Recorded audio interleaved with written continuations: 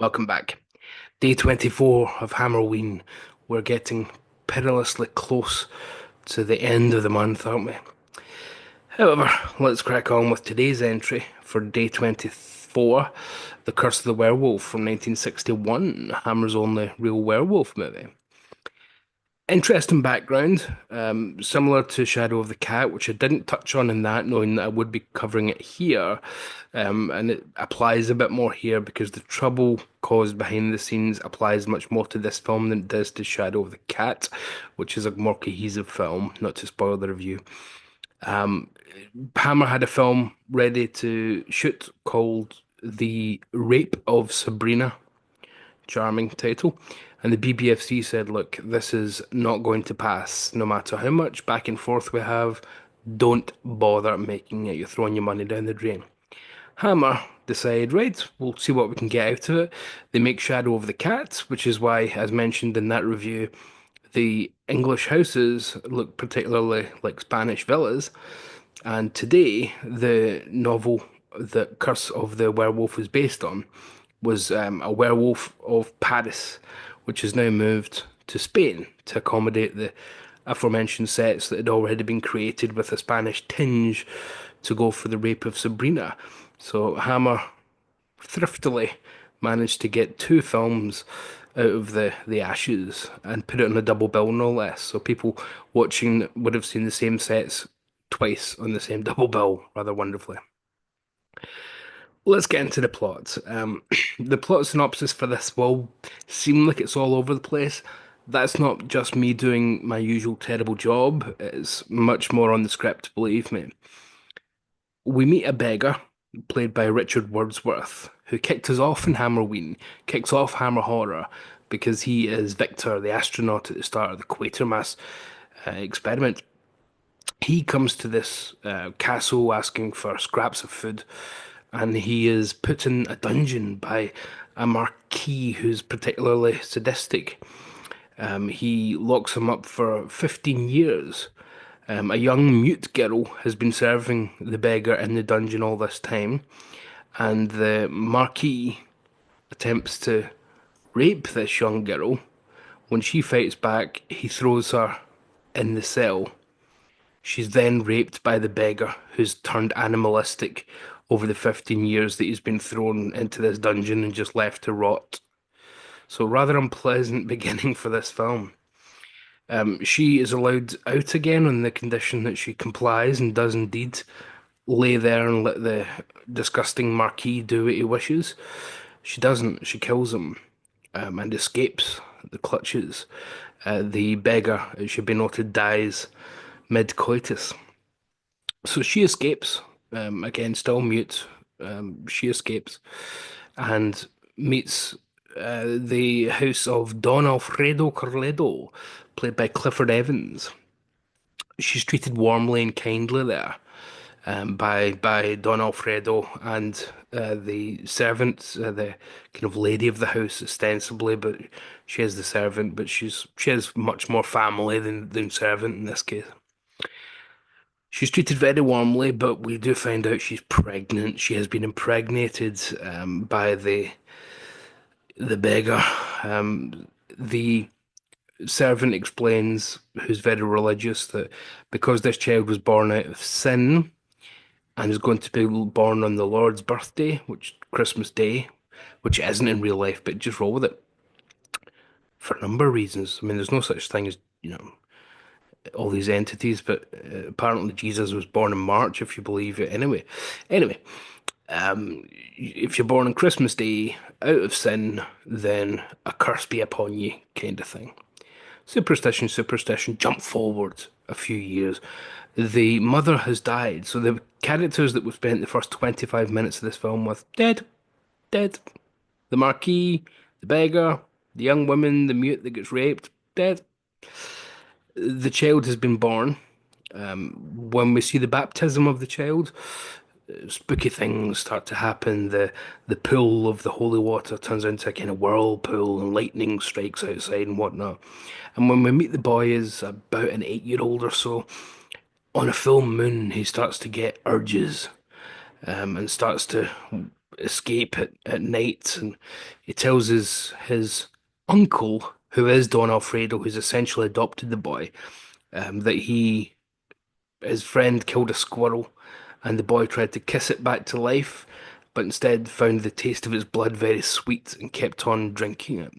So, oops, thanks to Don, looks like the servant was right all along, and this boy's really a werewolf.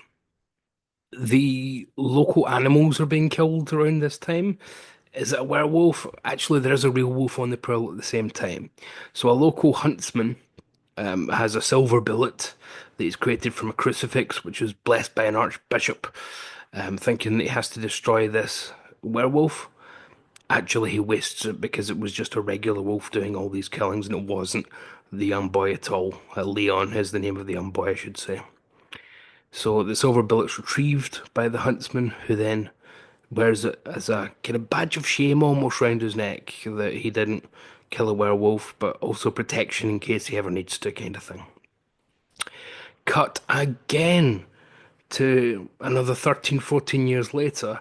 Leon is all grown up now, and he's played by Oliver Reed. This is about 50 minutes into the film before Oliver Reed turns up, and the film's only an hour and a half long. He's barely in this comparatively.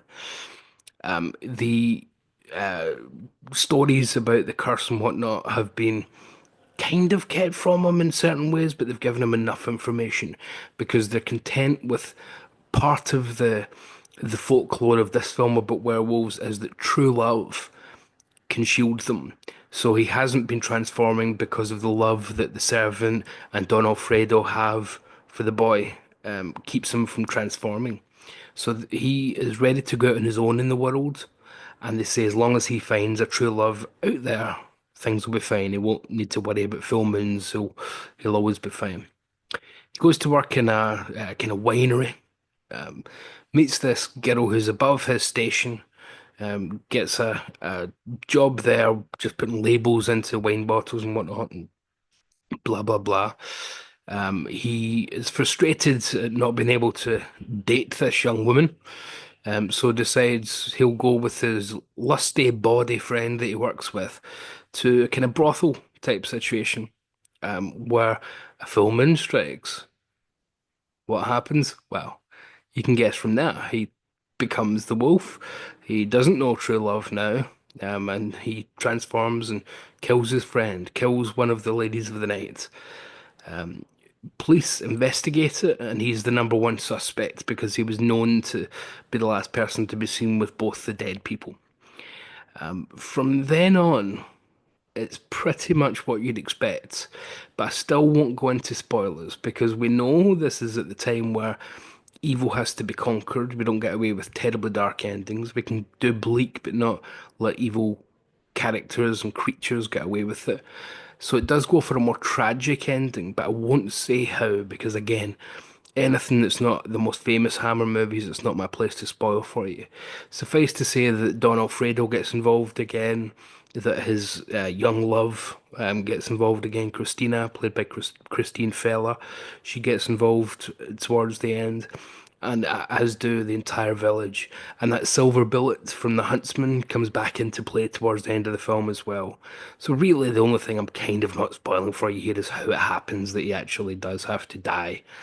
But Oliver Reed's Leon wants to die. He knows that he is a danger to people around him, people that he cares about, and to the general public. So he's not being selfish about it. He genuinely does want to die. Um, let's go into the review part of it. It's a mess. I really like this film, but it's an absolute mess because of the restrictions and the time that Hammer had to put this together. They don't have time to have a massive structure for it. Hence, Oliver Reed not showing up until well past the halfway point of the film. So they could be getting on with, right, we've got the opening part about the beggar and the young mute girl and the rape. I mean, that could be any kind of monster. There's no mention of werewolves for that first part of the film. So there's a sense that we can just fit this into any story that we need to adapt. So get on with filming that, and then we'll worry about what kind of film it slots into later. And then when we jump to the part with the child and whatnot, again, it feels a bit like, I don't want to say filler, but it certainly feels like things that could have been covered much more with some deft dialogue, rather than showing us different stages in this boy's life as he grows up. Because Oliver Reed, as mentioned, only in it for 40 minutes out of an hour and a half. He's brilliant. He's fantastic. He brings the quality that only Oliver Reed can. Noble but dangerous. A real burning sensation underneath those eyes of his. Here, there's no dark side to his actual personality. It's purely in his soul, as it were. The acts that have caused his birth, being born in an act of rape on sacrilegious time. So it's not his fault because he is a good lad. He doesn't do anything wrong. His family genuinely love him. He genuinely loves his family. And he does love this Christina, the young heiress to this winery that he goes to work at. But things like that are ridiculously quickly put together. They fall in love off camera between scenes. So in one scene he sees her, and the next scene we see them and they're talking to each other as if they've been in love for ages. So there are far too many corners cut here because Hammer need, they've booked time to get filming done. They've told cinemas this is when their next Hammer pictures will be ready. So they have to have something made. With Shadow of the Cat, setting it in one location and having one cast with one story, much easier to do. But with this, there's a sense that they're putting it together like a jigsaw piece, and they've lost a couple of pieces along the way, and they don't quite fit together. And they might have to cut a few edges off to try and make them fit. But the constituent parts are not greater, unfortunately, than the whole. Terence Fisher directs here, but it's not one of his most stylish productions. Again, you can see the time limitations. There are some sumptuous scenes here, but mostly because, again, it's cinematography from Arthur Grant, who we've talked about this week, and there's some great set design from James Robinson, who designed a lot of the classic films of Hammer, but they'd already been done for The Rape of Sabrina. So it's hard to praise too much of this production because it was already done for pre-production, really. It's written by John Elder, the pseudonym for Anthony Hines, and you can tell it's very much a producer's version of a script. Anthony Hines is Hammer's producer at this point, and the John Elder pseudonym is to get away with it through the Writers Guild. So there's very much a sense that this isn't a Jimmy Sangster type. We don't have someone with great wit. We have someone who's very functional, who thinks like a producer. How can we just write as much and as little in some places as necessary to turn this into a Hammer feature film that will go well in a double bill? In terms of the werewolf aspects, I think it nails it. There's a real menacing quality to affairs when stuff does start to happen. There's also a wonderful gothic sense, which again Terence Fisher manages to bring in. But Hammer, that's such a staple for them by 1961 that it's almost damning with faint praise to say they can do gothics well. It's their stock and trade by 1961. The performances, again, Oliver Reed steals the show, but the performances are all solid, pretty much up and down. Clifford Evans, as the kindly Don who takes him in, is fantastic. Anthony Dawson's small part as the Marquis at the start, it's horrible. He sells you completely that this would be an evil act in the first part of the film. Richard Wordsworth plays his beggar exactly the way you'd want it to be played in this kind of film, and it does disgust you. Catherine Fella's performance as Christina, again, she's given so little to work with. When the romance happens off screen, she's one of the Hammer girls that's let down, unfortunately. So not her fault. I can't hold her to account on that. Um, Yvonne Romaine is the mute servant girl for the first half hour of the film, the one that gives birth to Leon. She's got a wonderful quality to her. She's got a very interesting, character to her, and she sells a lot with her eyes. She's doing quite a lot of work as a mute which is always something that's difficult to pull off, to be expressive. But she does have these wonderful inflated balloon-like eyes, which help. Is it a great film? No, it's a very compromised film.